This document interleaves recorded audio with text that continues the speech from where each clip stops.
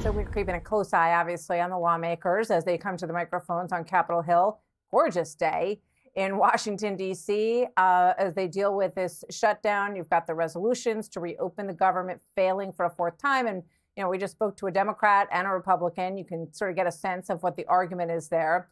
Democrats tried to bring their messaging on this directly to the American people on social media, but it took a bit of a hit in this widely panned marathon live stream.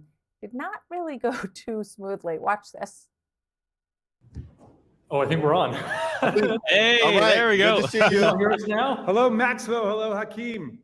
I can't hear anything. Can you hear me? And we're going to get that audio fixed. Oh, you are on mute. That's what I keep doing too. I cannot hear you. Nope. Oh, Don, we can't hear you. Are you really ready to fight for health care over billionaires? Oh, come on! I can't hear you. Are you ready to fight for health care over billionaires? Oh, my. Okay, let's bring in Kellyanne Conway, former senior counselor to the president, now president of KC Consulting and a Fox News contributor, Clay Travis, Outkick founder, and Yemisi Agbawale, former chief of staff to the Biden White House press office and founder of Podium Strategies. Yemisi, let me start with you. Obviously, you know, whoever was in charge of this is not going to feel great about how this thing rolled out. And from what we understand, there were only, you know, thousands that, or even not even that many, I guess, who actually participated and listened to this whole thing. Yeah, that was painful to watch. It's obvious that they aren't tapping anybody young to give them any kind of consultation on how this should run. Right. And I know that 3 hours of that 24-hour promised live stream was just a rerun. So it's actually disappointing that there were Democrats that didn't want to show up in the wee hours of the morning in order to continue the messaging. Look, if you tell the American people that we are participating in a shutdown because we're fighting for you, then you have to show up and fight for them. And that got a little bit muddled and lost between all the technical difficulties. And so you can tell that folks aren't coordinated. It's really frustrating to see Jeffries continue to do exactly what Jeffries done, which is not much of anything. Let's look at this. This is from Chris Murphy on explaining, also trying to explain why Democrats have shut down the government. And he's saying that we have to show that we're fighting or people won't believe that we care about democracy. Watch this. People want to see us fighting. When we don't fight hard, especially when the entire enterprise of democracy is at risk, then we don't seem sincere when we tell people that there might not be a free and fair election in 2026. People say, well, if that's the case, why were you so eager to sign on to a budget that funded the destruction of democracy? Boy, Clay Travis, it seems to me that if you're fighting, you don't have to tell people that you're fighting. It's pretty clear. Martha, here's the problem. They got their ass kicked in 2024. And as anybody who's ever played in a sport knows, when you get your ass kicked, you have a couple of options. You can stare in the mirror and you can be like, we got to get a lot better.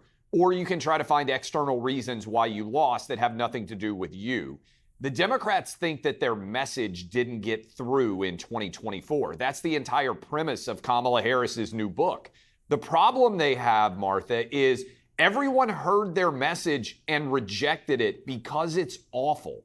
And until they recognize that you don't lose ground in all 50 states and you don't lose ground everywhere in the country with Black voters, Hispanic voters, Asian voters, the only group Kamala Harris gained with was white women. If you're losing almost the entire nation, it's not because they're failing to hear you, it's because they're hearing you and rejecting your message. And even now, the message isn't getting through. They just want to fight and they're angry on the left. But what are they actually fighting for? They can't tell you. And I think that's why they have no audience on YouTube. And as someone, frankly, and you're probably in this camp too, Martha, who's had a few technical difficulties over the years, I can't help but laugh as I watch that. It's emblematic, I think, and symptomatic of their failure to connect, that they can't even figure out how to turn their microphones on.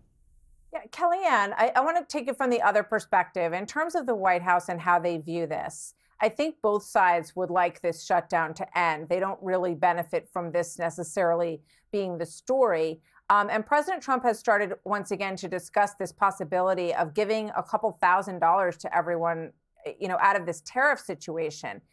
Analyze for us what you think, how you think the White House is viewing this shutdown and any underlying concerns they might have about healthcare or the economy. Sure. Well, the White House sees this as advantage the White House and Trump and the Republican Party, because you can't find the Democrats to tell you the truth about why they're fighting. They keep lying and denying, Martha, that this is about $200 billion over the next 10 years for illegals' health care. It is. And people like Maxine Waters, 87, admitted that outside the Capitol Tuesday when she was asked. She admitted it. So if they would just level set with us, and then people can say, okay, well, which side am I on? Am I on the side of the White House, not just the messaging, but the facts, the plan, to make sure that that doesn't happen, to open up the government, which is all that their bill had, the clean CR? Or am I on the side of the people who still, after the border's been closed, still want to give health care benefits to illegals? All the while, 26 to 28 million Americans, roughly 10% of the adult population, have no health care as we sit here.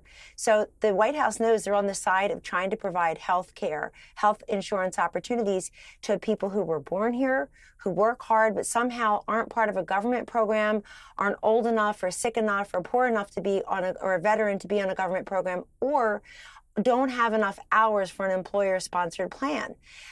Look, I think that this was a metaphor. This is the way the White House would look at it, that they did the one big beautiful bill, the DREG, the energy dominance, DOGE, getting rid of DEI, which a White House official told me on Wednesday has cost the federal government $95 billion, everyone, getting rid of these ridiculous climate programs. They did that all without a single Democratic vote.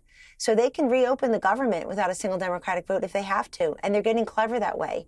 I think this was a metaphor, Martha, for the Democratic Party. 400 people, I read a news account, showed up. That's like a small second wedding where I come from, outside of Philadelphia. The selfie was like a cell phone. The camera was backwards. So I feel this party, I think that our Democratic friend here, Yemisi, is very smart, and they should listen to her, because this used to be the party about the youth and future, and now they have a bunch of old people who don't know where the mute button is. Yeah, I think most of us agree in terms of that. We love having Yemisi on, and we know that she could probably fix a lot of those problems. A lot of younger people could probably fix those problems. Clay, thank you very much. Yemisi, great to see you. Kellyanne, Thank you. Thank you all. We'll see you next time, guys.